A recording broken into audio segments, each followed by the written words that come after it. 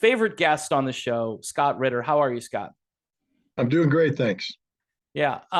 So a lot has happened, even though maybe you were here 2 weeks ago, I would say. We've got some very interesting comments from Secretary of State Antony Blinken, who I believe on last Thursday said that there will be no change to U.S. policy supporting Ukraine. And he said this, and I want your comments on this. He says that we have to, continue to support Ukraine because if Russia stops fighting, the war ends. If Ukraine stops fighting, Ukraine ends, he said. That's why we'll continue to support Ukraine as it defends itself and strengthen its hand to achieve a diplomatic solution on just terms at a negotiating table. Um, I had to laugh at the part about the negotiating table, Scott, because I haven't seen a lot of diplomacy. It kind of reminds me. I don't know if you remember that press club thing where former President George W. Bush couldn't find the weapons of mass destruction, and he made that joke, and they strung it along, and he's going, "Hey, there are no weapons over here," and everybody is cracking up, having a good old time, and I'm thinking to myself, hundreds of thousands of people have died, and you're making a joke of this, and now it seems as though Antony Blinken, right, has been doing diplomacy, but I haven't seen it. I can't find any diplomacy, and I'm wondering what your comments are on what the Secretary of State had to say the other day.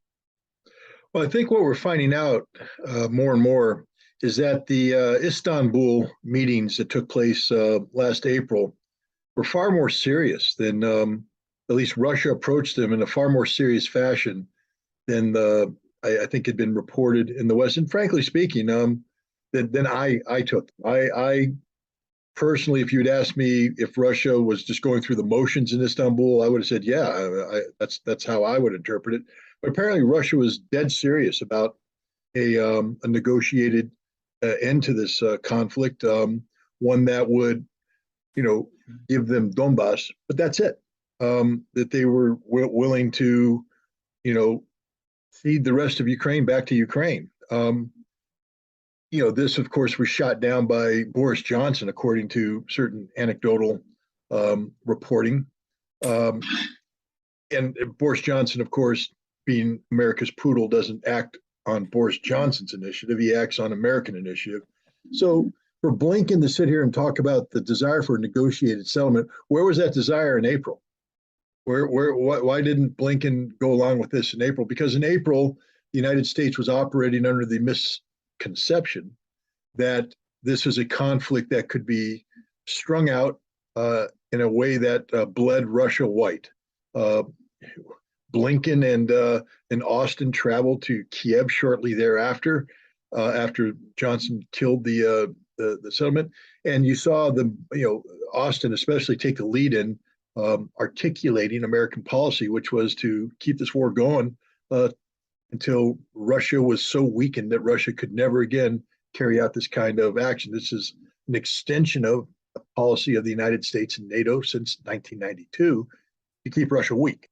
And now we have a situation where Blinken is talking about a negotiated settlement. Why? Because contrary to Western spin, the game has been changed. I think last time we talked, I spoke of a game-changing set of circumstances, and that Russia would have to respond in kind. That basically by converting the Ukrainian military into a NATO military, NATO and Ukraine had changed the game, and that Russia no longer had sufficient forces allocated to this SMO problem to achieve its desired outcome. Well, Russia did change the game. They changed it both qualitatively and quantitatively. The mobilization of 300,000 reservists, partial mobilization, by the way, that's 1% of the 25 million mobilization capacity of Russia, just for reservists. That doesn't include bringing in conscripts. So Russia is mobilizing 1% of its reserve capacity. And it's changing fundamentally, and this is perhaps the most critical part, the rules of the game, where in previously prior to these referenda that are being held, this was a conflict fought between Russia and Ukraine, i.e., a NATO proxy, on Ukrainian soil. I think by the end of the month, it's going to be Russian soil, at least as far as Russia is concerned. And frankly speaking, they're the only vote that counts when it comes to this war. And it's going to compel NATO and Ukraine to come to grips with this. Ukraine's already doubled down. They say we're going to fight to the bitter end. We encourage Russia to nuke us. They're not saying that, but they're pretty much saying that. Go ahead and nuke us. We don't care. And NATO, on the other hand, is saying, well, we don't want to go to war with Russia. And the military committee, the only voice that counts in NATO, by the way, Stoltenberg can speak all he wants. He's just a pathetic bureaucrat at the head of a technical secretariat who has no command and control authority. He is a mouthpiece.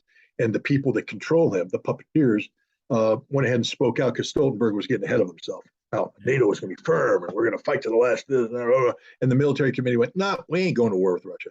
That just isn't going to happen. Well, so, but the United States has overcommitted. We've overcommitted politically and we've overcommitted in terms of military resources. How can we possibly back down after allocating tens of billions of dollars of resources? How can NATO back down after basically gutting itself to support Ukraine?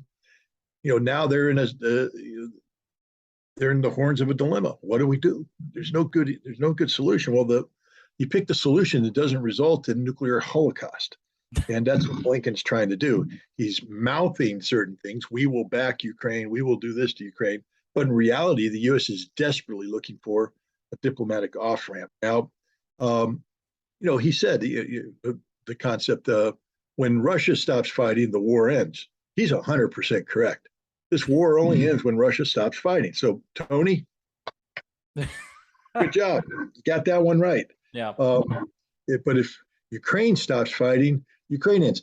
And that one's right, too. But guess what, Tony? They're both going to happen simultaneously because this war only ends when Russia compels Ukraine to stop fighting.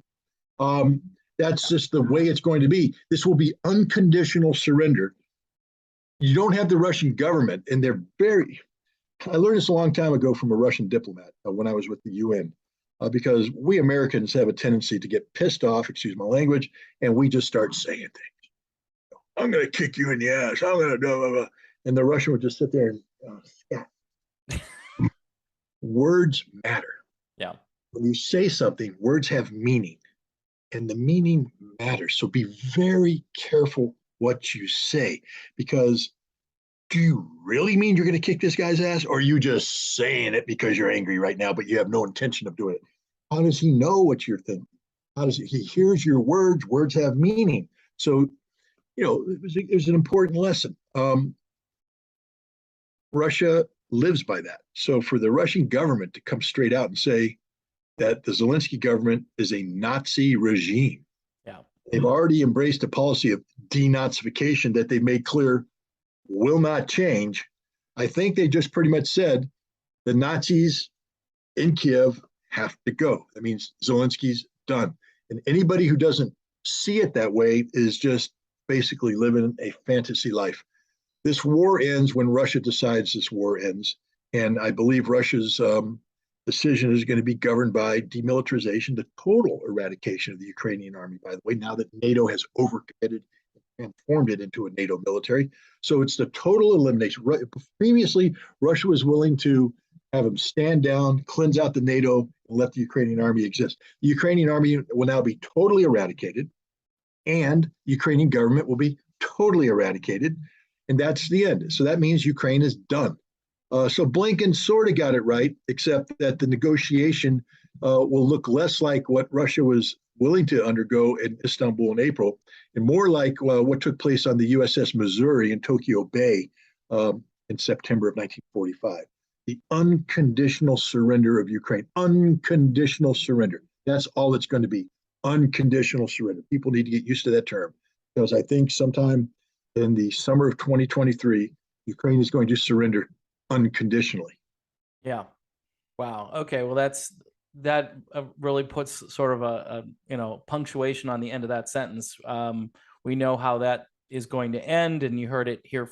Well, you've been hearing it for a while now from Scott Ritter, so it's not surprising. But it's interesting, Scott, that I don't know if you caught Jake Sullivan, national security advisor, Jake Sullivan, who was talking about nuclear weapons, and he said that Moscow would face catastrophic consequences, and this doesn't sound like diplomacy to me. This just sounds like escalation. And I think he was on Meet the Press. I think I used to call it Meet the Depressed. That was my I got it from somebody, a well-known radio talk show host who's no longer with us. But it's weird because the Washington Post has been talking about how the U.S. has been warning Russia now for months through back channels. Maybe you can explain to me what those back channels are, and also, what the warnings were like. Hey, stop talking about defending yourself. And also, this thing about nuclear weapons, where people instantly think that means Russia's about to nuke the United States, and Russia is basically saying, you keep pushing us, and we'll use nukes to defend ourselves. They're not wanting to, start World War III, but you and I have had this discussion before, where when someone starts a nuclear war, eventually, it's like a game where it goes, okay, you're going to blow up a ship. Now we're going to blow up a city. Now you're going to blow up a city. And then, it's nuclear winter. So, what do you think about the nuclear threat as described? And is Jake Sullivan making matters worse? It's not just Jake Sullivan; it's the entire Biden administration. Indeed, the U.S. government over time. I'm beginning to call it the American curse. Everything America touches withers and dies. We literally are incapable of doing good anymore. We are, people called it the Midas touch to turn things into gold. Yeah. But it was a curse because everything he turned into gold died. Yeah. So here's the United States running around with thinking we have the Midas touch, where everything we touch is going to turn to gold, but we're killing everything. Jake Sullivan's doing that when he opens his mouth. He is literally an idiot who knows nothing about national security. He's a spokesperson. He's a spinmeister. He has no national security training whatsoever. His job is to go out and explain things. He's a Hillary Clinton water carrier who would spin for Clinton, and he's been turned into a national security advisor, which is stunning because he knows nothing of national security. Therefore, how can he advise? And we see this every time he opens his mouth. It's just Dumb and Dumber. They could make a movie about him, except they've already made a movie about him, but it would star Jake Sullivan and Jake Sullivan. It's this guy is pathetic. But anyways, enough of the insults for Sullivan. The Russians have made it clear from the very beginning, when Putin initiated this special military operation. He said that NATO needs to understand that if you get involved in something like this, we will use all the means at our disposal to protect ourselves. So he's basically telling NATO, hands off, don't even think about intervening. But NATO did intervene, tens of billions of dollars, and NATO changed the game. And what was the game? We know what the game was. The game was, as General Lloyd Austin said, to weaken Russia, to bleed Russia dry, to weaken them to the extent they could never do this again. That was the game. It's the same game we've been playing since 1992. It's just the updated version of it. And I think NATO thought that they had trumped Russia. And it looked like they had. Remember, I called it a game-changing event. Yep. I said, Russia has no choice but to change. But now, what were the options to Russia? The option that I thought they would do would be to, seek to recruit more contract soldiers to generate a force structure of about 200,000 using conscription. Because I personally didn't think Russia would take the risk of mobilization of any sort. And in no time, when you and I talked last, did I say Russia was going to hold a referendum and annex these territories on this timetable. I've always said that I don't ever see how Russia will return to Ukraine, soil where Russian soldiers' blood has been shed. Mm-hmm. So I believe that this was something that was going to happen down the road. post-conflict or something of that. But when you change the game, which NATO did, NATO was making their own rules, saying that we're just going to pour billions of dollars in, and Russia, you're going to be playing catch up from this on. I think I've talked about the OODA loop here before, the John Boyd's theory, observe, orient, decide, act, decision making cycle, and the side that can get inside the other's decision making cycle wins. Well, NATO, I think, believed, maybe rightfully so, that they had gotten inside Russia's OODA loop, that they basically, NATO was the one dictating the thing. It looked like the Ukrainians had the initiative. How was Russia going to respond? Well, Russia, if you want to have a game-changing event, then Russia's just going to change the game. Yeah, that's what Russia did. They said, we're not playing that game anymore. Mother Russia and everything that comes with it. And what Putin basically said is, our policy, our nuclear posture has us able to use nuclear weapons in one of two ways. One, you nuke us, we kill everybody. You die a sinner, we die martyrs, we go to heaven, you go to hell, whatever. But that's just the way it is. Or two, you threaten the national existence of Russia. And national existence doesn't just mean going after Moscow, it means threatening Russian territorial integrity, the Russian nation. And by expanding the definition of the Russian nation to include these four previously Ukrainian territories, Russia is putting NATO on notice that the game you were playing, the one where you were just going to keep pouring weapons in so that Ukraine thought they could retake these territories. If you keep playing that game, it's now Ukraine trying to capture Russia, and we will use all the means at our disposal to deal with this. Now, the notion that Russia would go from A to Z or from 0 to 60 like that is absurd. He said all the means. We have many capabilities, more than NATO, he said, but he didn't say nuclear. Mm-hmm. He said capabilities. There you go. Now, there are hypersonic weapons out there. There are new generations of weapons, and he said that some that NATO is not even aware of yet. He said we have capabilities, some which NATO aren't even aware of, the collective West. And I think what you're going to see is that if Ukraine continues to aggressively pursue territorial reacquisition with the support of NATO, that Russia may end the special military operation and move into war, because now Russia's going to say, legally speaking, you're attacking Russia. And therefore, we will declare, Article 51, self-defense, United Nations Charter, you attacked us, we declare war on you. And then they're going to come at Ukraine with all gloves off. Now, Ukraine's sitting there saying, please nuke us. They're not really saying that, but they pretty much are. They're saying, oh my God, they're going to nuke us, but we're willing to accept it. We're willing to absorb that blow. No, you're not. Russia's not going to go there. Why would Russia nuke Ukraine? Because, as Sullivan said, if Russia nukes Ukraine, now the United States is compelled to do something. Do what? What does the United States intend to do? It hasn't been nuked. NATO hasn't been nuked.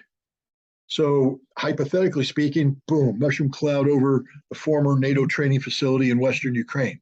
Mm-hmm. What are you going to do, America? Because anything you do now attacks Mother Russia. Yep. And then you're going to die. If Jake Sullivan thinks that he can control this, Jake Sullivan's never done war gaming with the real Russian model. They continue to use the fake Russian model, which says that Russia believes in escalation to de-escalate, so that you can reverse escalate to de-escalate, escalate, get them No, Russia believes in the total annihilation model. The one where if you use any nuclear weapons against them, they wipe you all out. Russia doesn't believe in half measures. So that's the other reason why I just don't see Russia dropping a nuclear weapon on Ukraine out of the blue. First of all, to accept that premise, you'd have to accept that Russia's losing. Russia's not losing. Russia's winning. Russia got stymied on the ground because NATO changed the game. Mm-hmm. Russia just literally changed the game, and Russia now, pure advantage Russia. Everybody knows that now that Russia is partially mobilized, Russia is going to be coming in with the kind of military capacity that will be doctrinally unrestrained. Everything that's taken place in the SMO so far has been a deviation from doctrine. Russia hasn't played. It's like if I think I don't know if I use this analogy with you about the boxer, Yeah, about boxing with the left foot forward, but right. then Russia decided, oh, we're going to box right foot forward. Why? Your punches are weaker, your movement's not good, but they decided they're going to do that. Russia's going back to left foot forward, and they're coming in with everything they got, and Ukraine cannot stand up to that. There's a lot of Ukrainians left to die. Russia's more than happy to help them die, and apparently so is NATO, so is the United States. Now, is NATO going to double down? I mean, how much more can they do? They've gutted themselves. Yeah, All this money, the 12 billion that the U.S. just funded, that stuff will never reach Ukraine ever. It's a joke because Ukraine won't exist. That's the other thing NATO's done is by committing Ukraine to this path, they're guaranteeing the physical destruction of Ukraine, and Ukraine may be wiped off the map forever. So, what is NATO going to do? And I think the answer is clear. The military committee said we don't want war with Russia. So NATO, but NATO can't double down on equipment because they have no more equipment left. So NATO is right now trying to figure out how do we get out of this thing gracefully without looking like we abandoned yet again, yeah, an ally. right. Plus, Well, remember, winter hasn't come yet. yeah, The General Winter. change is happening. Yeah. Italy. One only has to look at Italy to realize that there are political changes in the wind. Right. And I think you discussed that on one of the episodes we did together. And I've been watching a lot of other, alternative media platforms. They're talking a lot about big changes to come as people begin to really suffer in these European countries that have just gotten, swept up in this NATO alliance, and people don't have food to eat and people don't have energy. Germany, especially, I think of the Germans and just, how incredibly foolish this is, just so you can supposedly punish Russia and or its citizens. And what's happened is Russia's economy has gotten stronger in this, and Russia has basically said, you know what, we'll make our own stuff. We'll form alliances with other countries that are like-minded, and you've got BRICS, and you've got partnerships. I mean, can you imagine Russia and China now? And this befuddles everybody across the political spectrum here in the United States, because now you've got, a lot of conservatives are constantly upset about China. A lot of the more left wingers are constantly upset about Russia.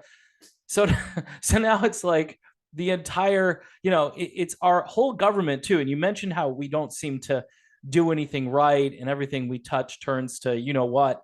And it's just sad because we're no longer a country that does diplomacy. We can't send Nixon to China. We can't have Reagan talking to Gorbachev anymore. We don't do that kind of stuff. So it's just these hollow words coming from the West. And then you've got guys like Lavrov who gave this, I don't want to say incredible, I don't know if that's the right word, but it was a very impressive, direct, and clear speech, and that's the difference, Scott, between people in the West who talk in gibberish and don't say anything. I'm thinking of our vice president, for instance, and then Sergei Lavrov, who is a very, very serious human being, who's telling you exactly what they're not playing games. They're not trying to telegraph anything. They're telling you, okay, this is what we're going to do. And we've stuck by what we've been doing, and you push us in this way, and we're going to push back in another way. What did you catch the Lavrov speech? Because I thought that speech was like, wow. I mean, it just, I want to say it's refreshing to hear somebody talk in a direct, clear manner, but it is very different from anything from the likes of like Liz Truss or Joe Biden or whoever. Lavrov's speech reminded me in many ways of Putin's address to the Munich Security Conference in 2007. Just in your face, Yeah, straight up in your face. In 2007, Putin was speaking theoretically. Today, Lavrov is speaking about reality, which makes it all the more alarming if you're American or if you're European, because I mean, this Lavrov is clearly, at the tip of the spear when it comes to Russian diplomacy, and Russian diplomacy isn't faltering, unlike Western diplomacy, which is all over the map. Um, you know, Russia knows what it's doing, knows the direction it wants to go, knows how it's going to get there. There's no panic. I've yet to sense panic in anybody coming out. But when Jake Sullivan makes the statement that he made, that's panic. Yeah, literally, that's panic. When you have to go down that route and issue empty threats, that means you've panicked. The same thing with the European Union, threatening Italy before they even form a government, threatening them with sanctions is panic. It means you are scared. You don't understand what's what's going on, being attacked by a cat. But so I think I saw this cat on another show, and I was wondering if it was going to make an appearance here. Tell us about, you got to tell us about the cat. Well, it's Anubis. It's my daughter's cat. He's very curious, and if I leave him to his own devices, he will crawl over. But he jumps up, and I can't swat him away, or else it'll look like it's cruelty to animals. So I have to be very receiving for him. I'm never cruel to animals, but yeah. Yeah, don't be. Yeah, that's not good. I mean, I see more. To be honest with you, Scott, the local news that I watch, they cover animal stories more than human stories on some episodes. So it's yeah. I mean, I love. Well, if the cat jumped up and I did this, and put him down, that would turn into a viral video of how I abuse animals. So Scott Ritter, they would add to your Wikipedia profile underneath all the abuser. other disinformation. I mean, did you see him swat that cat? Swat the cat swatter. He's a Putin puppet and a cat swatter. A cat swatter. All at the same time. The cat takes advantage of it and comes up knowing that I must absorb it lovingly, of course, which I always do. But right. No, but some people sometimes get a little. I mean, I shouldn't pay attention, but I oftentimes see people, muzzle your dog, control your cats. Not really. It's their house too, man. Yeah. Yeah. But getting back to serious stuff, the foreign policy blunders, right, one after another. Are countries that are starting to wobble a little bit, Scott, are they going to be under this threat now from the United States, NATO countries? Like, hey, I know your people need food, but you got to stick with the program. I've been hearing that there have been a few, European countries that, as much as they want to play the NATO game, they have a population that's probably going to be rebelling even in the middle of winter. I mean, I've been seeing protests all over the place. Obviously, you mentioned Italy, but I think this is going to get more widespread. And what are these countries to do? I mean, it's not like they can go and bring. I mean, obviously, they can send their money.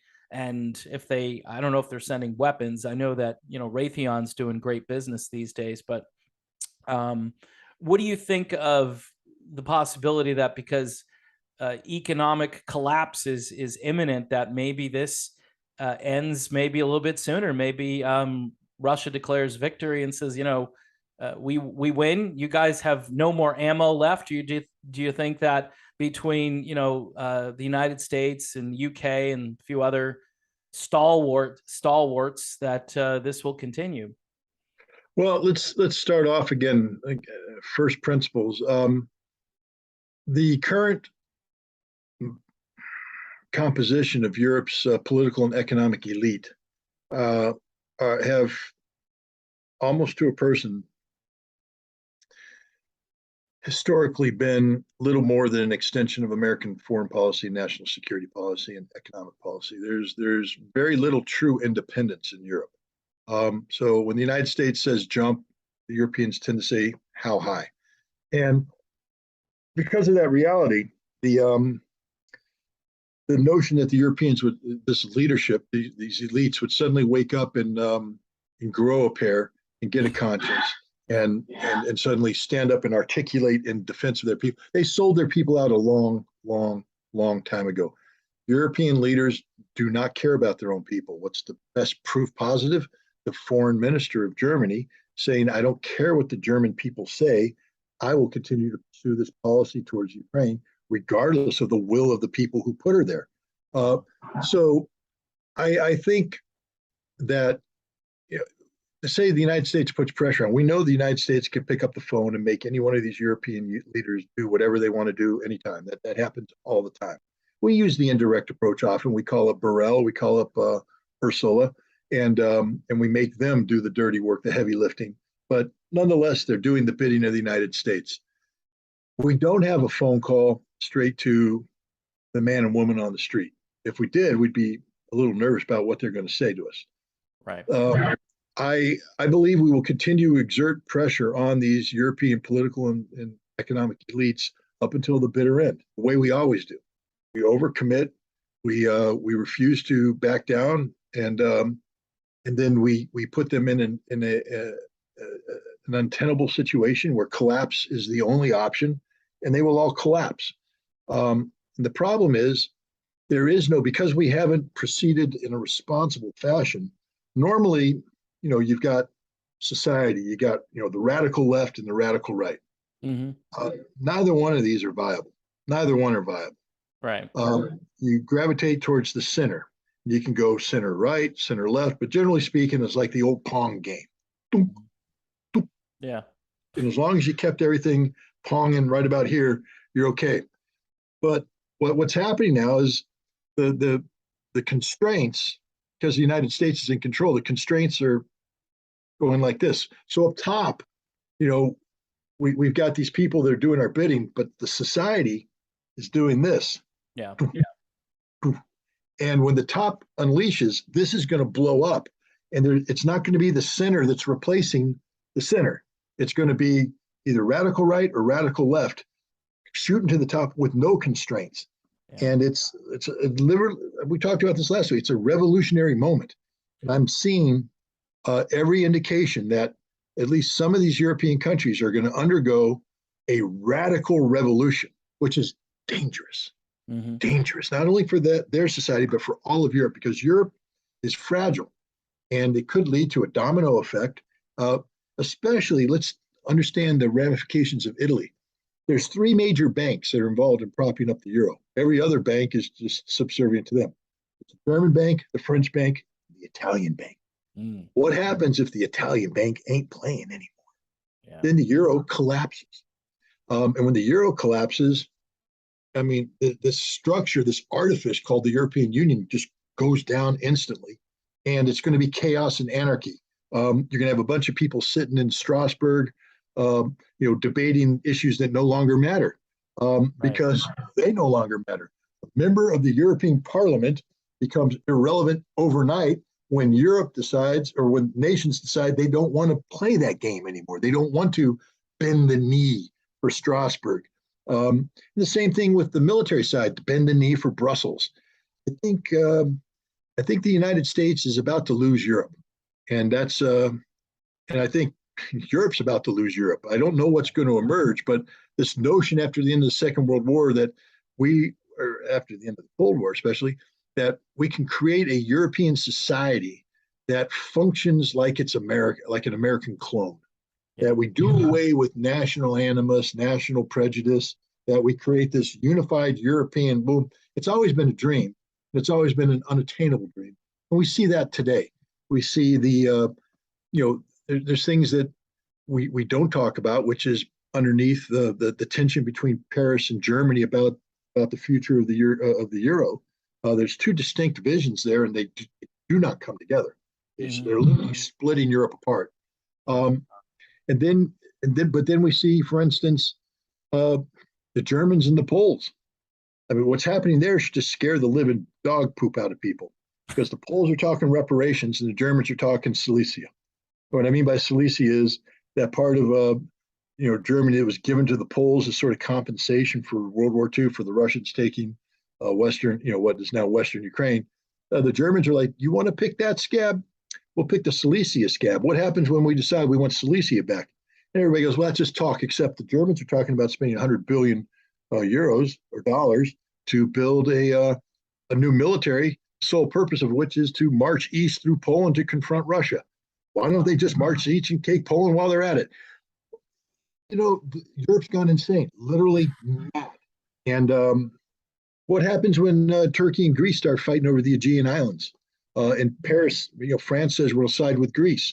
The five countries I just described, there's real possibilities that there will be conflict with. They're all NATO members. Yep. There's more likelihood that NATO will go to war with itself than NATO will go to war with Russia. NATO can't go to war with Russia. That's the other thing. There is no NATO left. I just described to you the fracture. NATO cannot speak with a singular voice. And this wintertime is going to fracture it even more. And what is NATO going to go to war with? All of their equipment has been sent to Ukraine and been destroyed. Right. They got nothing left, literally nothing. They can send this, that, and the other, but not enough to. That was the danger of the September offensive. It's purely Pyrrhic. You know, the punching into that empty bag. The Russians withdrew, losing a couple hundred guys. The Ukrainians lost the totality of their strategic reserves. It's been burned through, burned up, and there ain't nothing left to replace it. And there may not be anything ever coming to replace it because Europe's starting to wake up to the fact that the game has changed. Do we really want to double down on something that could lead to nuclear conflict? You know, it was a masterstroke by Russia, masterstroke. It doesn't mean you have to agree with it. You don't have to sit here and wave the Russian flag and sing the Russian national anthem. You just have to, you know, call it out. Masterstroke. Now, is it perfect for Russia? No, we see. You know, Putin is not a dictator. Mm-hmm. I mean, keep going. Putin's a dictator, autocratic, you know, total control. Guy was elected democratically. And there's a significant percentage of Russians who don't like Vladimir Putin. That percentage fluctuates. But generally speaking, I would call it 60-40 split. Yeah. You know, that 40, we already know that there at least 20% of that 40 is sort of, you know, on the fence because we saw if it's 60-40, but how come he's getting 83% support for the war? That tells you that 20% went along with Putin. But there's a hardcore 20%, 14 to 20% that don't like Putin no matter what. And 20% of 150 million is 30 million. Right. Those 30 million people, can you generate a couple thousand to protest in Moscow and St. Petersburg? Absolutely. Yeah. Now the West will film it and will say, look, widespread protests in Russia. It ain't that widespread. It's very localized. You know, the Russian government will come back within days and put 50 to 60,000 people in a square, singing patriotic songs.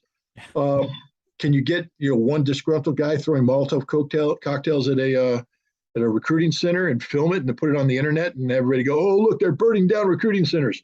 Well, yeah, a guy threw it out there. We can't deny that. It happened. But is this the population rising up?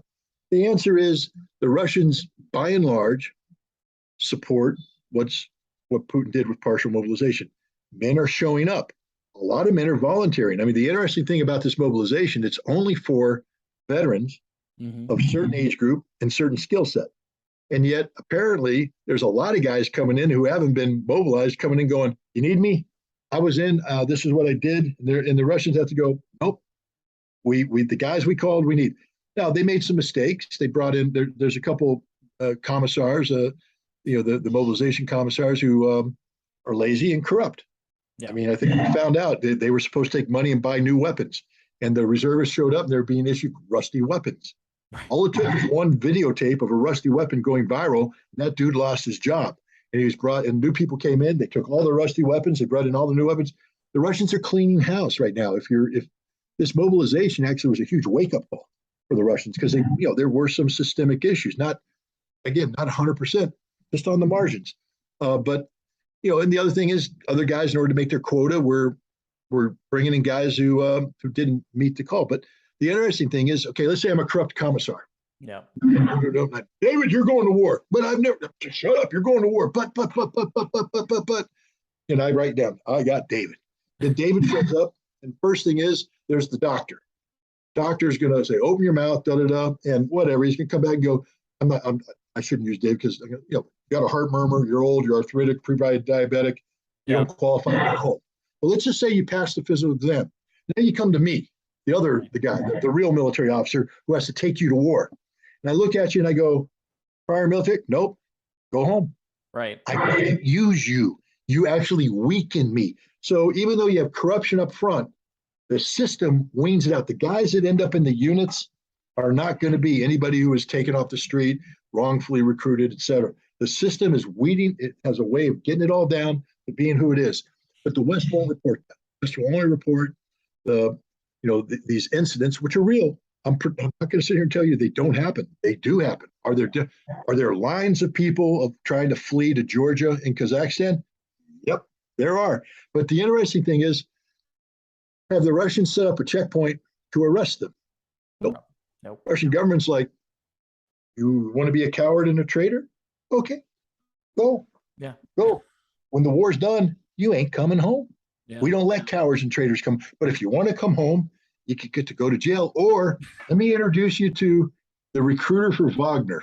I love, the guy that goes to, hardcore prison compounds and gives hardened criminals a chance to redeem themselves through trial by fire, combat. And they suffer 40, 50, 60% casualties. But it doesn't matter because these were condemned criminals. So let them burn. And the guys that live, they're redeemed by fire. You get to go play that game if you want to. Yeah. I think these Russians who are fleeing will rue the day, because when this is all said and done, and again, in the West, we don't have to buy into it, but from a Russian perspective, this is the Great Patriotic War 2.0. This is Russia against the collective West. This is a existential struggle.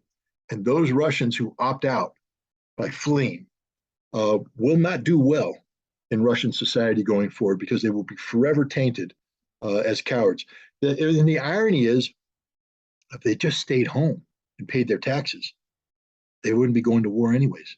Right. Because they're not mobilizing. They have a 25 million strong reserve force. Mm-hmm. They have to burn through 25 million men before they need to recruit a conscript who's never served.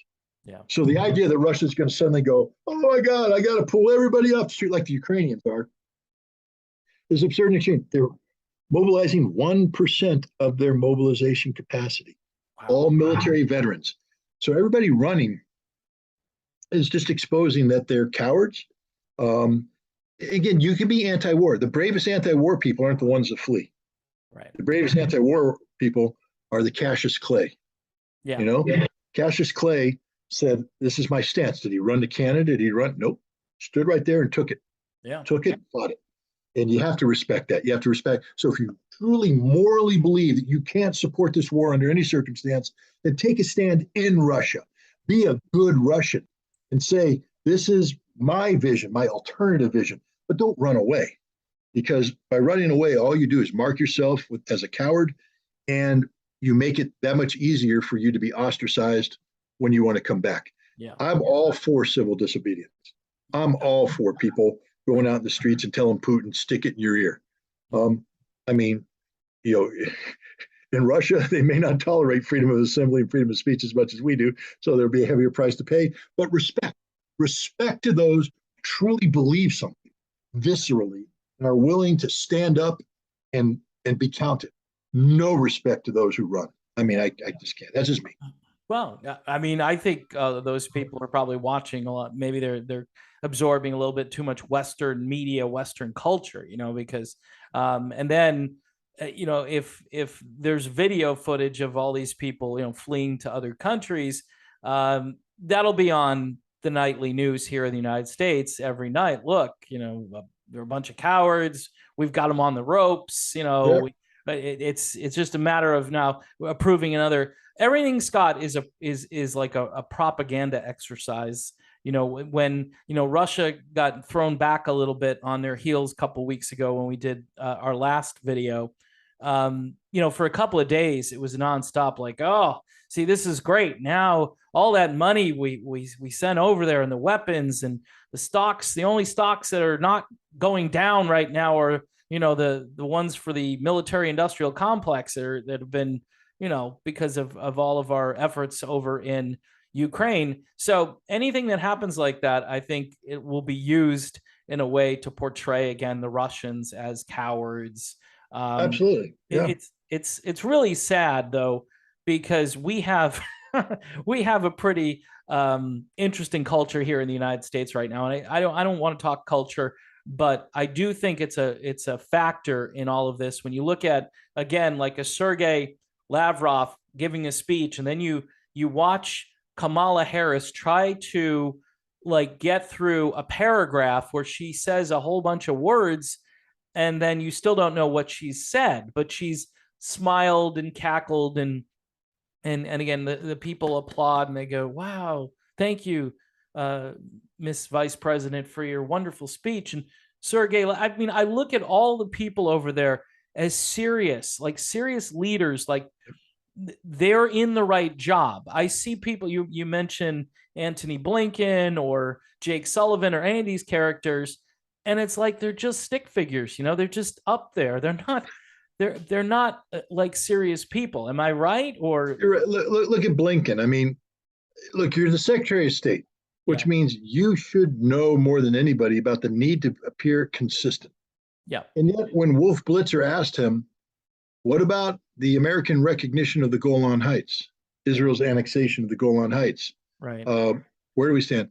You know, Blinken said, well, the Golan Heights are very, very important to the security of Israel, so long as there's a problem in Syria with the Assad government. Whoa, okay, so couldn't I therefore say Novorossiya is very, very important to Russia, Russian national security, so long as there's an expansive NATO knocking at Ukraine's door? I mean, literally, Blinken, thank you. You just gave the Russians every talking point they ever needed by being stupid. But that's the problem with American policy. It's inconsistent, inherently inconsistent. We have no moral foundation. We are literally responding situationally yeah, in a manner which we contradict ourselves here, we contradict, and and Blinken's not smart enough to realize what he's done. And you yeah, know who's watching it and realizing it? Oh, Lavrov.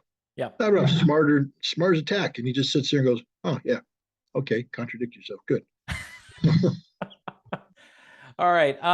Before I wrap up this one, there's been a ceasefire in Yemen for a while, and I'm wondering if you've been following that. And a couple friends of mine, uh, I've been watching their video podcasts, and they're hopeful that maybe that this will be a permanent situation over there, because that's one of the greatest untold humanitarian, um, I don't know. You can't call it a crisis because it's far worse than a crisis. But Oh, have you been it's following no, any of that? I follow Yemen very closely. Um, you know, the Houthi uh, needed an operational pause. And I think that's why they agree. Their goal is to get Saudi Arabia to allow Saudi Arabia to find a graceful way out of this fight. And if you take a look, we everybody focuses on the Houthi struggle with the Saudi-backed government forces. But while this ceasefire is taking place, um, the Saudi-backed government forces cleaning house down south. They're starting to take over territories that are held by these pro-ISIS, pro-Al Qaeda areas. So they're seeking to consolidate their position down south. And I'm wondering if that's in order to create a stronger negotiating uh, platform so Saudi Arabia can eventually withdraw. Saudi Arabia does not want to extend this conflict. Um, and the Houthi have, I mean, they're brave, but they have finite resources. So I think the Houthi would be able to come up. I'm hopeful that there's a path towards peace here. Mm-hmm. Um, but it is going to require Iran to feel like the region is stable, especially vis-a-vis Saudi Arabia. The key here is Saudi Arabia, lesser so the United Arab Emirates, and the conditions under which they're willing to stop this conflict. Um, so I'm hopeful, but the Houthi are also very leery of um, letting a ceasefire transpire in a way that allows the other side to recoup its strength, regain, because the Houthi had the advantage in many areas. Mm-hmm. And so, the question is, how long will the Houthi allow this ceasefire to go forward without some sort of movement in the conflict termination phase? That if it's an endless ceasefire, then the fear is that the enemy that they had on the ropes will just reconstitute, regain their strength, and then the Houthis will be back at square one. Yeah. Well, I'm hopeful that there'll be an end to that, because that carnage has been just incredible, and a lot of people in the United States don't even realize it's going on. It's not really front page news. There are skirmishes and battles all over this planet that aren't really reported on. And unfortunately, the way we are as a country right now, it seems like we always have a hand in something, Scott, whether it's, financial backing or by proxy, or we're controlling, what's happening on the ground. I mean, I know we're doing a lot more in Ukraine than, the Western media says. They kind of make it always sound like it's Zelensky. He's commanding his forces, and it's all him, and he's Winston Churchill, and he's the most brave person that's ever lived. And it's almost comedy. I mean, he's doing that. The guy who used to be the actor and comedian, and I guess Donald Trump used to be a game show host, right? So I mean, I guess anything's possible, right? Well, what's interesting about Zelensky is perhaps his most famous line. Don't send me. I don't need a taxi. I need ammunition or something like that. Yeah. He didn't say. It was written by the CIA and released by the CIA. Zelensky has been a controlled resource, controlled asset from day one. We write all of his scripts, and when he goes off target, whenever he's given a chance, he's beginning. He's like, I don't want to pick on Martin Sheen because I like Martin Sheen as an actor. I think he's clever and good. But he played president in West Wing. Yeah. It would be as if halfway through Martin Sheen actually believed he was the president, and believed that when he speaks, things could happen, and starts going, I want to cure cancer by snapping my fingers, and cancer should be cured because I snap my fingers. Martin, you're an actor. You're not president. Even if you were president, you could cure cancer by snapping your fingers. Zelensky thinks he's president. And Zelensky, every once in a while, when things aren't going his way, for instance, he just lashed out at Germany. Yeah. And, and Schultz, who's, politically committed, it lost his temper.